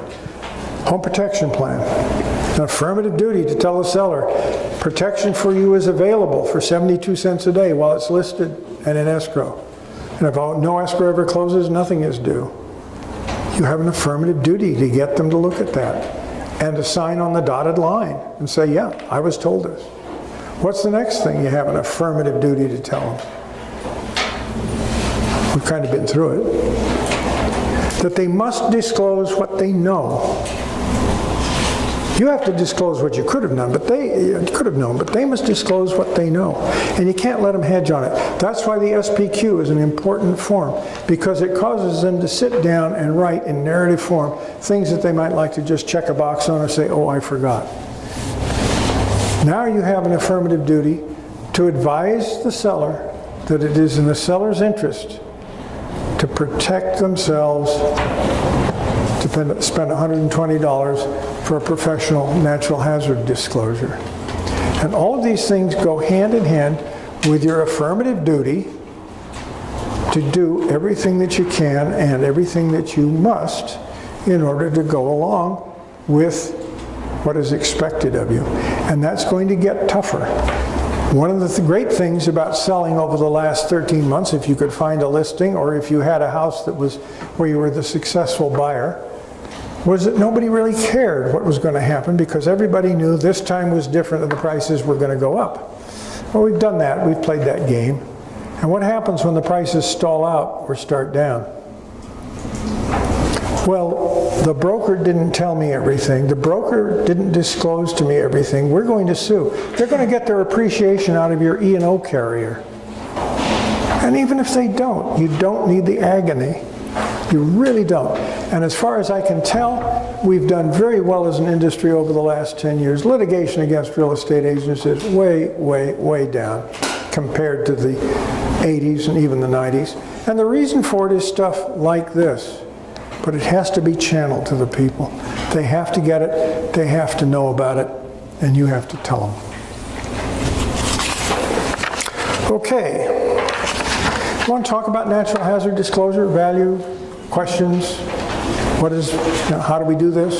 Yeah. I know of an investor buyer that always waives the natural hazard disclosure. And so he's the buyer and he's waiving it because he normally pays for all of the items in escrow himself. He doesn't want that reported, plus he knows the areas. How do you feel about that? I think public policy does not allow him to waive that. That's what I thought and that's what I told him, but he says he waives it all the time. He's not my client. I'd ask your E&O carrier about it. I've never heard that that was optional. That's what I was confused about. You know, the refi, there's a 3-day rescission period when you're refining. And for years, you could just sign a little waiver. I want my money tomorrow, not 4 days from tomorrow. And you signed it. And the courts came down and said, public policy doesn't allow you to do that. You cannot waive that right. You cannot waive the right to a TDS. I'm pretty sure that language is included with regard to the NHD. I've never heard of a buyer waiving it. And he does it all the time. A seller may waive the right to do it with a paid one. Not waive the right, just refuse to do it. But I don't think that, I'm not sure that the seller would be liable. I'm sure whoever represents the buyer could have some liability for any reason the buyer came back against the seller. Well, he usually represents himself. He doesn't use a realtor. So. Well, that's fine. Yeah. We always have people who know all the answers but don't really know all the questions. I will verify that, but I am certain that it is contrary to public policy to waive an NHD. It says you will provide an NHD. It doesn't say it has to be professional, but it says you will provide. And then the NHD language is such that anybody who provides the handwritten one that we've discussed is really begging for trouble. That's why I don't know how many dollars a year we spend as a company with 210 agents, but we spend a substantial number of dollars, company dollars and agent dollars, with NHDs. And is this your favorite company? No, this is just a company. Most of them are owned by First American Title anyway. They have, they fly under different flags. Most of them are First American with a beard. There are some that are independent. One of the things about natural hazard disclosures is that there's some statutory requirements that they must guarantee, they must warrant the product. There can be no arbitration, no nothing after it. It's there, this is fact, and we stand liable. If the language is contrary, or if they say there's no warranty, then you have some difficulties. But most of the majors, any that are sponsored by one of the title companies, are probably all right. The important thing probably is not so much the natural hazard part of it, but rather the ancillary information that we've just discussed at length, and all of the things that can or do arise from that. They talk about asbestos. Asbestos was the favorite thing of lawyers back in the 80s. Asbestos, when it's wrapped, they discuss here, when it's wrapped and is sealed, is safe. It's perfectly safe. It's when it gets loose in the air, it's called friable, F-R-I-A-B-L-E. Asbestos that is friable is extremely dangerous. Now, it doesn't matter to me if a house has asbestos in it. I've never lived in a house that didn't have asbestos in it, because I'm old and I lived in old houses. And so far, I'm pretty healthy.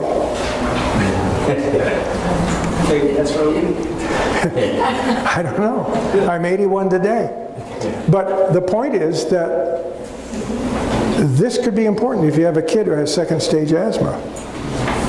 And so you want people to know that older houses may have asbestos. Where did it appear? Well, the wrapping of the ducts is the most common. But then you have the floors. The floor tiles in older houses have 5% asbestos. You know these blown ceilings, we used to call them cottage cheese ceilings? For the last 20 years or so, 25, they probably don't have anything that's older than that, which is almost all 1950 to 1970, 75 houses, 5% asbestos. No problem unless you start hacking holes in it. So those are the kinds of things that you have to look at and have to make people aware of. The other thing that people get all excited about is mold. Can you identify mold? No, it's green stuff in the corner under the sink. You don't know it's mold. The mold doesn't know it's mold, but a mold expert will. So what you need to do is present all of these things. Mold is a real health issue for some people. We have a colleague in the Claremont office. If there's mold in the house, he can't go and preview it. He chokes up immediately, starts in what seems like anaphylactic shock, but it isn't, it's something different. But you don't have any option but to tell people these things can exist. What do you say if you see a blue spot in the corner by the dryer? Blue spot in the corner by the dryer, yeah. Just like brown spot on the ceiling. But don't ignore it. Ignore it at your peril. Most houses have mold in them. They're in the walls. Next to bathroom walls are wonderful. You know, the bathtub or the shower, and it just goes there and goes there. Year after year after year. And you got mold. It's there. If it doesn't obtrude itself in the visual range, you're okay. But let people know it exists. If I were selling in southeast Ventura County, I'd want to make sure that we had a radon inspection. It's the only area around here where we ever go that really has that. But all of these things that come out here are a function of getting the burden off of you. I don't think I'd sit and read this to them as a bedtime story, but I think I'd point out the things that are important. The things that really take effort and energy are all done for you. And for your seller. Do you have questions about it? Anything you want to talk about? I think here's a very good one that kind of scares me.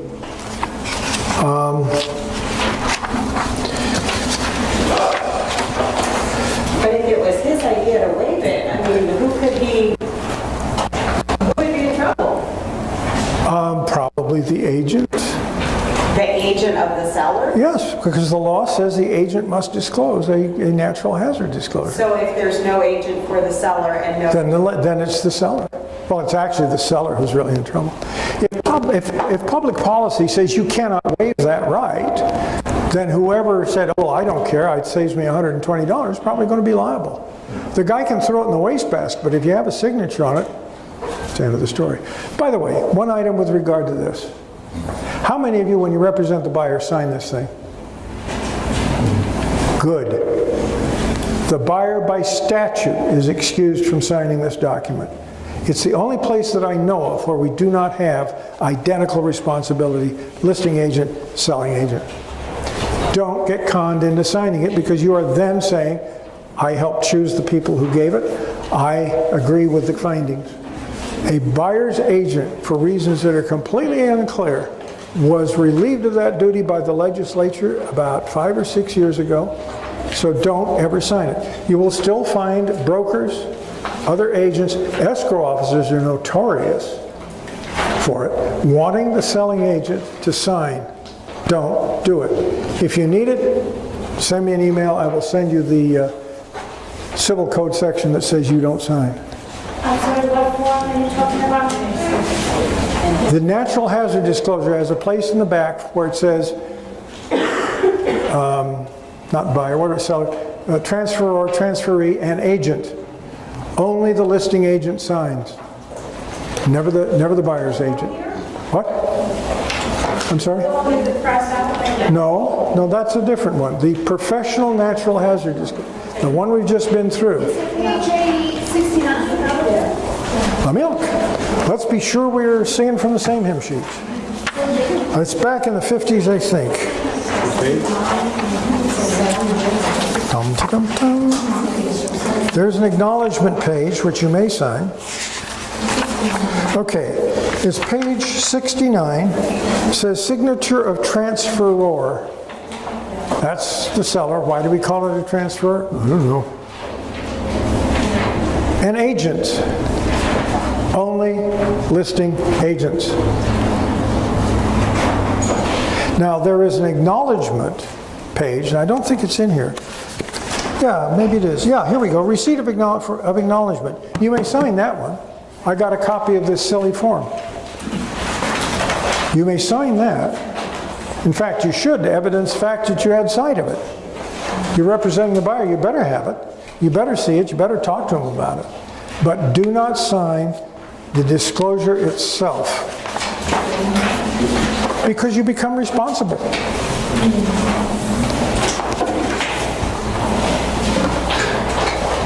So page 69 is signed by the seller only? Seller and the listing agent. 69. And then the bottom of the document.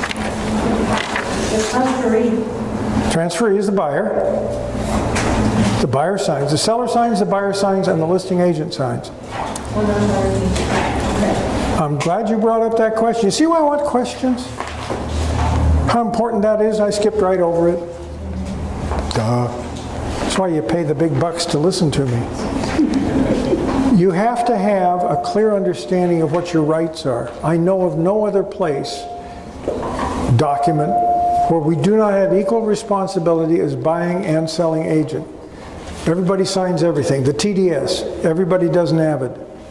You sign page 8 of the RPA. In this one case, probably for good reasons, the buying agent was excused from being responsible. Take advantage of it. Yeah. In a situation, just for my own knowledge, for sale by owners, are they also required to submit all these disclosures? Oh, absolutely. Transfer of title in California involves a whole lot of stuff. One of the ways people get, for sale by owners, not as listing maybe, but they represent both sides. You find a buyer, fine, I'll come help. Or one of these things where somebody calls up and says, I have somebody here with a check for $5,000 and we've agreed on a price and now I don't know what to do. TDS, required by law. Natural hazard disclosure. None of the things like the SPQ are required, but a full disclosure of anything relating. All of those things are required whether you use a real estate agent or not. Are there any of these 17 or 18 other bits of paper? Yeah, probably, that should be done there by them. But there is no really good answer to that except disclose everything that you know, everything you should, and whatever the statute is. Maybe we should have a little list of for sale by owner required. Have you ever represented for sale by owner when they said we have a buyer but we don't know what to do? We won't do it unless we're dual agent. We don't care how much we're paid. We will only be dual agent. Because at some point, if the seller says, I want you to represent me, and the buyer says, I don't, you're going to say something in agent to the buyer. And he's going to hold your feet in the fire because you're an undisclosed agent. So dual agent or nothing. And our for sale by owner substitutes the agreement to pay commission for the listing agreement, and everything else is identical. A full listing package with all the disclosures, all the bells and whistles, a full purchase package with all the disclosures and all the bells and whistles. And that includes agency, the agency before the seller signs anything, the agency before the buyer signs anything, the agency disclosure. And if you do dual agent, we usually do it for % aside. It happens that we have a special program where if they pay a flat fee at a given price range, we do agency and escrow and title insurance. It's a flat fee, it saves them a little money. It's a come along, we work it pretty well. But when you're actually doing dual agency, you are much safer in that case than if you are doing single agency. Just no question about it. So all you have to do is make a misstatement to the unrepresented party, and there goes the commission. Those are all great questions. Much better questions than my preaching. You can come here and nod off to sleep and probably go away about as much learned subliminally. It's those questions that come out of reality that you have to ask. And the confusion about what do I sign and what do I don't sign. Perfect. Just perfect. Is there anything more we want to talk about? Yeah. Well, can I just ask, since the buyer's agent doesn't have to sign that, is not required to, if my company is coming back to me saying they have to sign it, and I go back to them and say, you have to sign, do I make them provide whatever you were going to provide? No, you should provide that to your broker. I should provide it. Well, you should provide it to your broker because your broker is flying under false knowledge. It's very clear. The Code of Civil Procedures is very, very clear. The buyer's agent does not sign. Yeah, that's why the form is made that way. Well, yeah, and that's why the law is written that way. And just as you will still have people, old guys as old as I am, not that there are many in the business, but old guys still say, oh, you can't do that, you're a sub-agent of the seller. The answer is, no, that went out in 1988. So you will find people like that. I am surprised that it rises to the brokerage level. Most people know that. Maybe the individual escrow officer doesn't, or an individual agent. But a broker who requires that, interesting. Okay. Have we kicked that one to death? Okay, let's talk about earthquakes. How many of you remember 1994? It's amazing. You know, you could drive 5 or 6 blocks, and there wasn't even a garbage can tipped over, and then you'd walk and you'd come right into a war zone. And it was all on the ground. I mean, not half a wall, it was down. And you drive on 8 or 10 blocks or a half mile, and suddenly you're back and the trees were standing, the walls were standing, nothing. It was a very peculiar earthquake. It had both characteristics of an earthquake, up and down and back and forth. And where it hit, it just devastated everything. There is nothing in this book that is going to tell anybody how to preclude the destruction of their house in an earthquake. It's going to tell you, for the most part, what will happen or what can happen in an earthquake. But mostly it's to give the buyer notice that there is a peculiar kind of construction. There are cripple walls, there are unreinforced masonry walls, there are this, there are that. And to describe how an earthquake works. Nobody here appears to be an old-timer in the business, but in the 90s especially, relocation was a huge part of incoming buyer business. People were coming from all over the country. Corporations were transferring people in. We had a whole relocation division in a 2-office Coldwell Banker outfit up in Valencia. And this lady did nothing but take care of that, have a secretary, and then assign it out to agents. It's a huge business. And people were coming from miles around, as they say.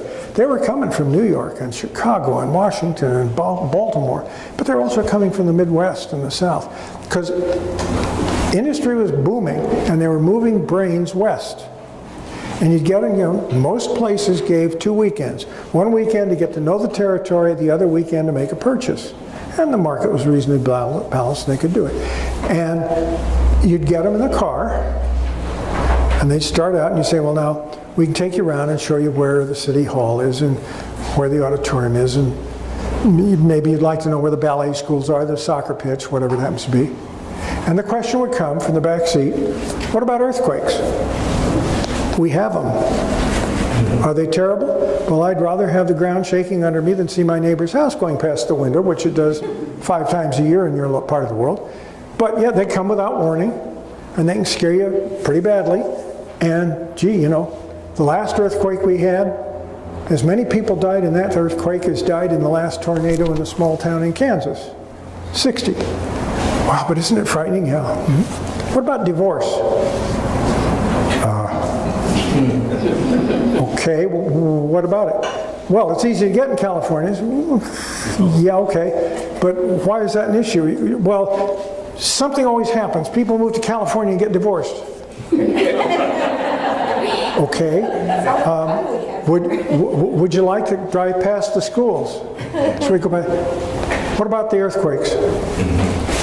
You just asked. I told you. Okay.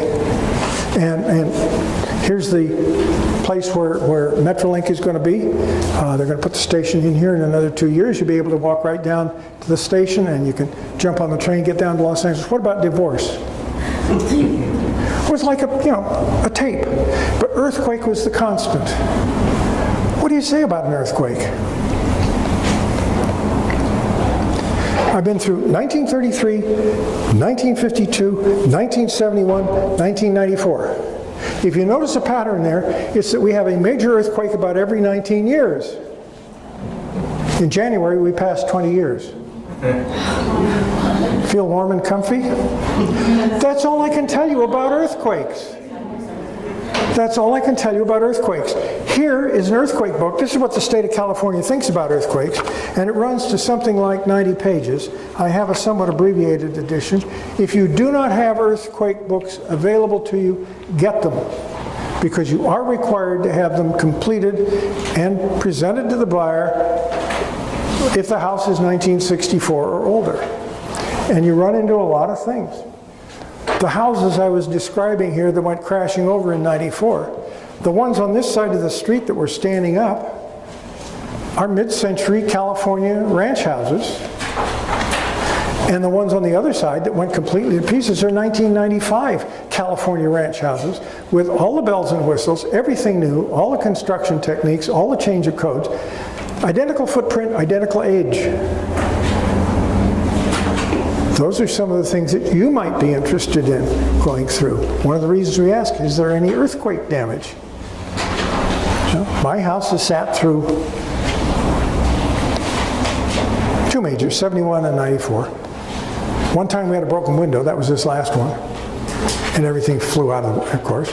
And there were two cracks in the kitchen ceiling, which is a smooth plastered ceiling, lath and plaster. And those we fixed. We've never had anything happen to it. We're 8 miles from the epicenter. You drive down the hill, down a canyon, and you turn the corner, and the house on the other side is supposed to be a tenth of a mile away. Everything gone. Not even the chimney standing. I don't know what to tell people about earthquakes. I don't even know what to tell them about divorce.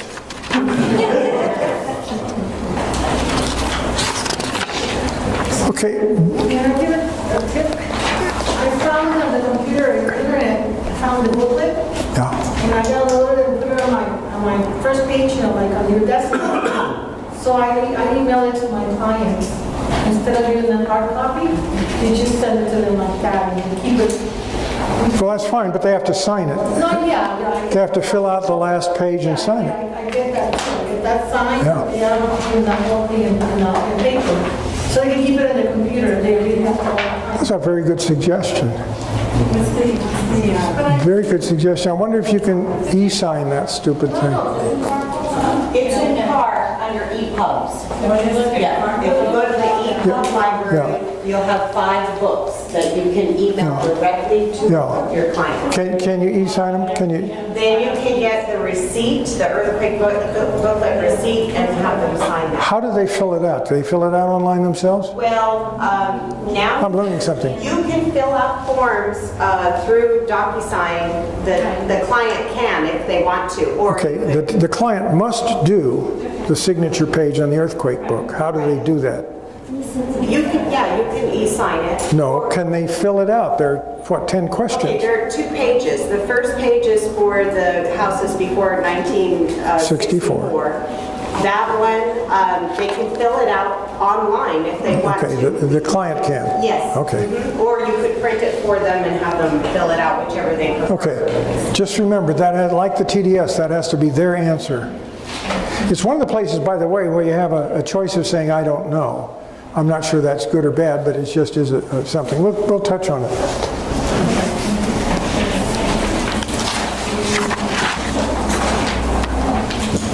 Okay, there's a pretty good summary. The introduction. Earthquakes occur without warning. They can be deadly and extremely destructive, and they can occur at any time. I think we've just touched on that. Earthquakes have caused over $55 billion in losses in California since 1971. Large earthquakes in or near major urban centers in California will disrupt the local economy and can disrupt the economy of the entire state. Proper earthquake preparation of your home can save lives, reduce injuries, reduce property damage. How many of you have an earthquake earthquake box or 2 stored somewhere outside the house? That's a good point. And water. Water. It's interesting. Every time there's an earthquake, the demand for earthquake kits goes through the roof. And the further we get away from the earthquake and the closer we get to the next one, the demand drops off.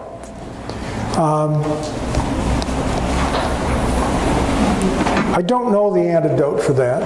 Probably the same reason people don't make wills or create trusts. But we just have this anti-danger, this anti-death sense that, you know, somehow this time it'll be different. You think about earthquake kits. The booklet describes common weaknesses that can result in your home being damaged by earthquake and steps you can take to correct the weaknesses. And then this is what the law requires: inform the buyer, etc., etc. Strap the water heater.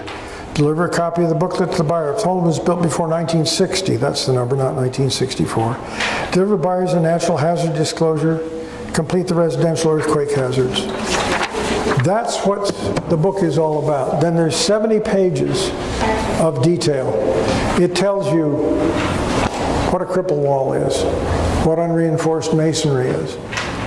There are probably still at least 10% of the inventory in this part of the world that's pretty old. 1930s or before, maybe 1940s or before, although most houses were pretty well taken care of in the 40s. But some of the beautiful craftsman houses that we have aren't even bolted to the foundation. Now, how they survive earthquakes, as many as they've been through, and still sit on the foundation, I don't know. But there are a whole lot of things that a good physical inspection will find not being bolted to the foundation or to the slab is one of them. Unreinforced concrete, unreinforced brick. Almost all chimneys are a hazard in an earthquake. If they don't come to pieces, they separate from the house, so gases can get in. There are all kinds of things that somebody needs to have inspected in an older house especially. I don't know how many of the home inspectors that you use really understand inspecting for latent earthquake damage. Now, the earthquake was in 1994. I came to this set of offices in 1999, which was 5 years, and about 2 years later, somebody stuck their head up in an attic, and there was the main beam like that. The roof was being held up by the trusses, and a pretty good roofing job. So it's 7 years after the fact, latent earthquake damage. We had an we had a chimney tested in a house, a relatively new house. It was probably 10 years old at the time of the quake. The guy just put a lid on it and he did whatever it is they do, and smoke came out between the wall and the chimney about halfway up on the outside of the house. Dangerous, dangerous. Nobody really thinks to look for that kind of thing as a general thing. So you want to be cautious with the people that you use, that you select to do inspections. In general, are the inspectors that you use licensed contractors? They can't get a license as an inspector. There is no such thing. A licensed contractor generally can do a pretty good job, and you might want to think about that on older houses. The buyer is almost completely at your mercy unless they have some particular specialized knowledge. But you have a duty to see to it that they get the best protection they can. I don't know a leaky chimney, do you? I can look and say, well, it's separated if it is, but if it's up against the wall, what do I know? So, you know, if you have a brand new house that's 2 years old and just really needs to have its diapers changed or something, then you get the ordinary inspector.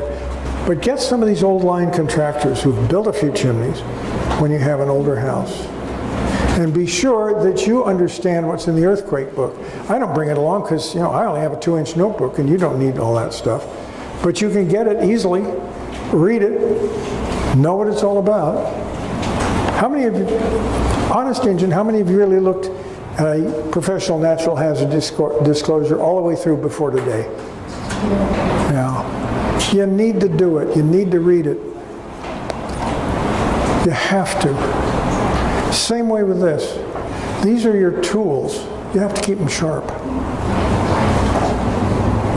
I keep running ahead of myself. Anybody want to talk about anything? You all want to go home? Yes? I just want to say that I was involved, well, not involved. I was in the Northridge earthquake. I was in college at the time, the Norm, and there were around 400 of us when it hit. And what hurt, people were full of blood and all of this, but most of the damage came from things falling on us. There were people who had stereos and books and all this stuff. And the majority, because the stairwells came apart and they had to manage to get us out. But the majority of how we got hurt was because of things that were above. I'm just telling those of you that have kids and all that, if you have heavy things above their beds, that's where most of us got hurt, things falling on us. I believe it. Pictures can be very destructive. Most of us have pictures over the heads of our beds. You know, family heirlooms or beautiful seascapes or something like that. And there are ways to anchor them fairly well. In some cases, you're never going to have a safe house. Depends on where it is relative to where the epicenter is. And there are no guarantees with super safety and up to code, for example, water heater strapping, that heater isn't going to go. It'll pull out in the whole wall, perhaps. But you've got to do what you must. It's like living in a fire hazard zone. I don't know how to protect against that. You can clear away all the brush you want to, but if the wind carries the embers, your house is toast, no pun intended. And I think that we have all of these things within our own realms. We have fire hazard area, we have flood hazard area, certainly we have earthquake area. Happily not tsunami unless you happen to get a listing down in Newport.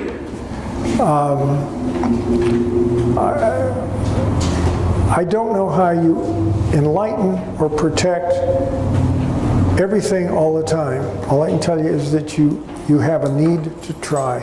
And using these things, using the natural hazard disclosure, using the earthquake book, I would like to see the earthquake book handed to everybody if the house was built yesterday. There's so much good information in it. We've made a lot of changes in building codes since 1994. I just keep hoping they won't say, well, if the house was built after 1994, never give it to them. As long as you're allowed to give it to them, give it to them. As long as it's available to you, send it to them. I like this notion of their being able to complete it, yeah. What about the other books? There's the earthquake booklet, and then there's the toxic mold. Toxic, Hazard, all those other booklets. Yeah. Are any of those actually required, or are those just a good idea? The other hazard book, the general hazard book, is probably a good idea. We've never required it. At some point, the buyer is going to take a look and say, I'm not reading this. If you have his signature on it, it's nice. We reach overload. We're a franchise, a Coltville Banker. Every time I see the district representative, I tell him, stop sending stuff. I get 3 things a day from Coltville Banker. Don't do it. We are on information overload. If you have somebody who appears particularly prickly, somebody who says, well, you better be good because I sued my last real estate agent, give them all the books you can. Do people ever say that? Yeah. I sued my last real estate agent. Good luck. I'm not going to represent you. Are you obligated to represent him? No. Are you obligated to write an offer? No. You're obligated to present it once it's written, but you're not obligated to do anything. Shake hands, say, see the people down the street. Don't put yourself in an unwinnable position. There are very few of them, but the best thing to do in a situation like that is just blind them with paperwork. Here, sign this. You see this. You see these hazards. This is how radon works. This is how asbestos works. Most people have a fairly good knowledge of general information.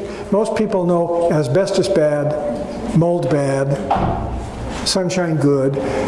You know, if it needs embellishment, do it. But if you give them the NHD and the earthquake book, and maybe one of these others, lead protects your house from lead, do the lead disclosure, all that sort of stuff, the chances are pretty good you're going to be about as free as from future liability as you can.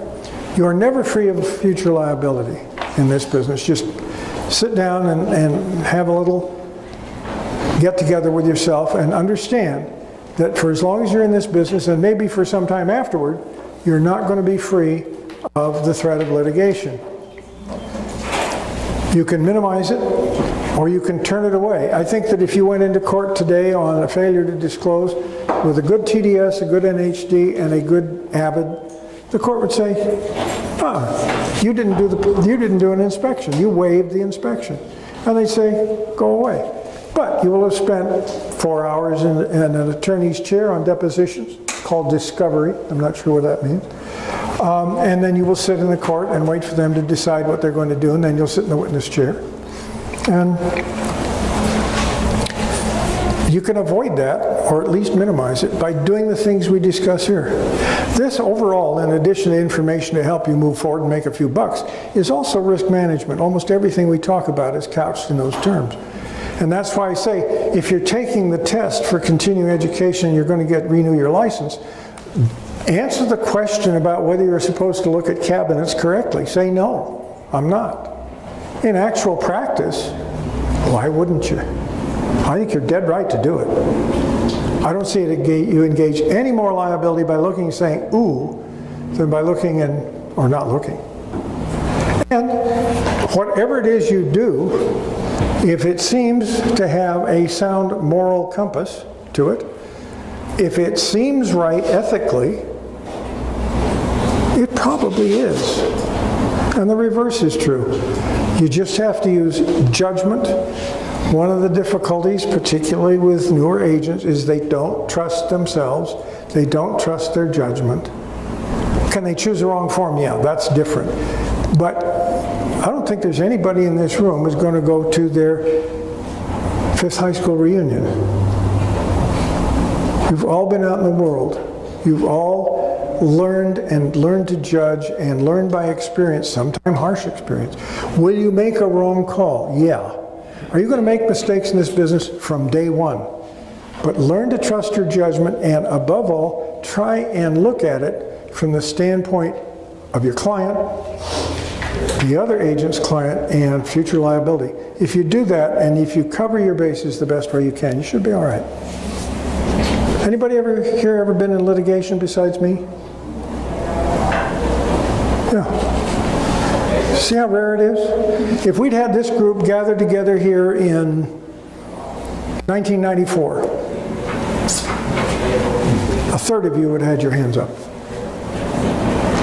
It was just, people would close escrow and reach for their lawyer. That's very good. And it's just the way you have to treat it. Yeah, Paul. I was part last year, I believe it was, that I went to the Pomona court. I think you remember? Yes, I do. The information that you give to the jury and the judge is sometimes so sensitive, so key, and those notes that you speak about, those things that you talk about, like when you're talking about here are key, because that's what they ask for, that's what they look for. It's the things that we see through our eyes that our clients are not going to be able to see, and that's what's going to make a difference as far as the decisions that are made when those cases are heard. That's right. I think I'm lucky in a way. I get paid to go to court. I'm a third-party witness, and I go and I listen to all kinds of strange things, and I usually don't stay around for a verdict, but some of the to and fro and the back and forth is very interesting. Almost all of this revolves around disclosure and honest dealing. And the courts take your best attempts to be honest into account. If your license is brand new, you cannot be expected to have a standard of care that I do. After 32 years and teaching the classes and supervising agents, I have a huge standard of care. If you're brand new, how can you? You don't know what to look for. That's why you should have a partner, or you should have a mentor, or your broker should be overlooking your shoulder for the first few years. But honest, good faith behavior pays.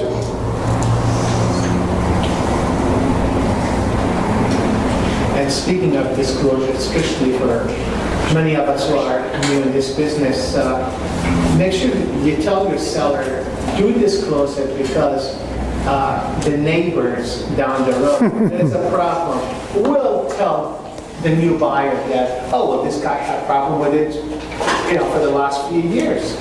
So it's really important that not to hide stuff like that. Well, the rule of thumb, if you have to ask the question, then you better disclose it. And the other, would it matter to you if you were buying the house? In the case of asbestos, no, it wouldn't matter to me at all. Would it matter to your buyer? I don't know. If they're my age and have always lived in asbestos houses, probably not. If they have an 8-year-old kid with second stage asthma, it'd matter a lot. The next part of that question is, would it matter to their lawyer in 2 years? And finally, would it matter to a judge and jury in 4 years? And if the answer to any of those is yes, answer the question. Give a disclosure. I can't think of anything that shouldn't be disclosed if it occurred or if it exists.